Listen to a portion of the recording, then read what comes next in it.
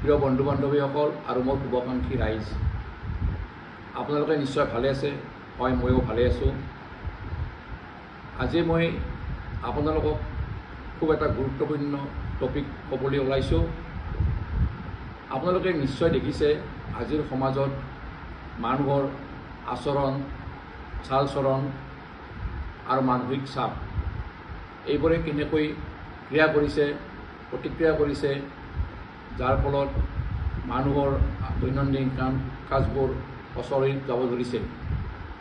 কিয়নো আমাৰ সমাজত এচাম লোকৰ মাজত সঘনাই দেখিবলৈ পোৱা যায় বা আমাৰ ওচৰত আহে বিভিন্ন সমস্যা লৈ।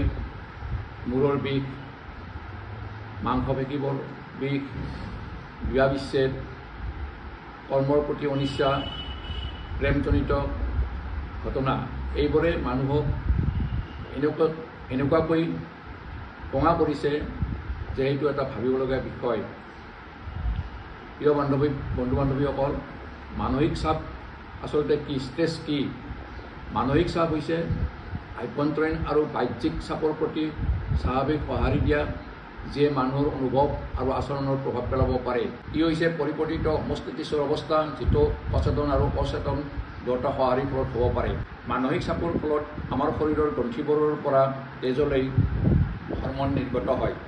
এই হৰমনবোৰে আমাৰ শৰীৰৰ আৰু মানসিকভাৱে কিছু পৰিৱৰ্তন ঘটায়, আমাক অতিৰিক্তভাৱে চাপ সহিব পৰা শক্তি যোগায়।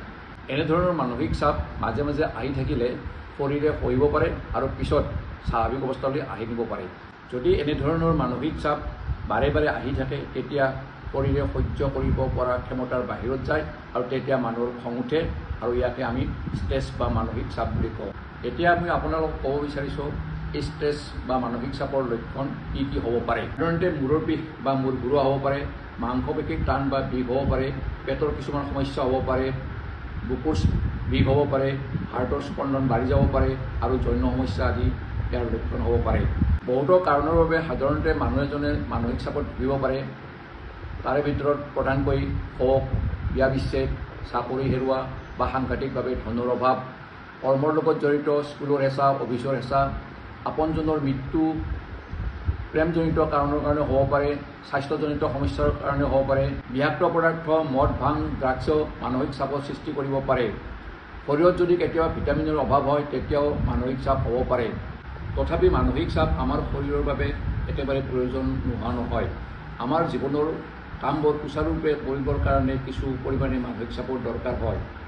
মুঠতে জীৱনৰ বাবে ভাল মানসিক চাপ অতি প্ৰয়োজনীয়। যি ধৰণৰ মানসিক চাপ আমি বেয়া বুলি ক'ব নোৱাৰোঁ। মানসিক চাপ আপুনি কেনেকৈ নিয়ন্ত্ৰণ কৰিব পাৰে? প্ৰথমতে যিবোৰ কাৰণে আপুনি মানসিক চাপত ভুগিছে সেই কাৰণবোৰ বিচাৰি উলিয়াই সেই কাৰণবোৰৰ পৰা আপুনি আঁতৰি থাকিব লাগিব। ২ নম্বৰতে আপুনি সকলোবোৰ কাৰণে বিৰক্তিকৰ বুলি নাভাবি তাৰ পৰা ভাল কেইটামান বাছি লৈ কাম কৰোঁতে আপুনি সেইটো মনত আনিব লাগিব। যদি ওপৰত দুয়োটাই কাম নিদিয়ে, তেতিয়াহ'লে আপুনি মানসিক চাপৰ লগত সহাৱস্থান কৰিব লাগিব আৰু লাহে লাহে তাৰ প্ৰভাৱৰ পৰা আপুনি আঁতৰি আহিব লাগিব। তাৰোপৰি মানসিক চাপ নিয়ন্ত্ৰণ কৰিবৰ কাৰণে আপুনি শাৰীৰিক ব্যায়াম কৰিব লাগিব, স্বাস্থ্যসন্মত খাদ্য খাব লাগিব, পৰ্যাপ্ত পৰিমাণে টোপনি মাৰিব লাগিব, প্ৰকৃতিৰ লগত সান্নিধ্যত থাকিব লাগিব, ইতিবাচক চিন্তা কৰিব লাগিব। তাৰোপৰি আত্মবিশ্বাস, মাইণ্ডফুলনেছ আৰু মেডিটেশ্যনৰ দ্বাৰাও চাপ নিয়ন্ত্ৰণ কৰিব পাৰি। প্ৰিয় বন্ধু বান্ধৱীসকল, শেষত মই আপোনালোকক এটা কথাই ক'ব বিচাৰিছোঁ বা অনুৰোধ কৰিছোঁ, আপোনালোকে যিমান পাৰে হাঁহি ফূৰ্তি কৰক, শিশু ল'ৰা ছোৱালীৰ দৰে জীৱন উপভোগ কৰক। বন্ধ কোঠাত সোমাই থাকি আপোনালোকে মানসিক ষ্ট্ৰেছ নল'ব। আপোনালোকে বন্ধ কোঠালিৰ পৰা ওলাই হওক, বন্ধু বান্ধৱীৰ লগত হাঁহি ফূৰ্তি কৰক, ভাল চিনেমা চাওক, ৰোমান্টিক গান শুনক। এই সকলোবোৰে মোবাইল চাৰ্জ দিয়াৰ দৰে আপোনাৰ মনকো চাৰ্জ দিব আৰু ইয়ে আপোনাৰ মন, শৰীৰ, আত্মাক প্ৰফুল্ল কৰি মানসিক চাপমুক্ত কৰিব আৰু আপোনাক সমাজত সুন্দৰকৈ জীৱন উপভোগ কৰিবৰ কাৰণে শিকাব।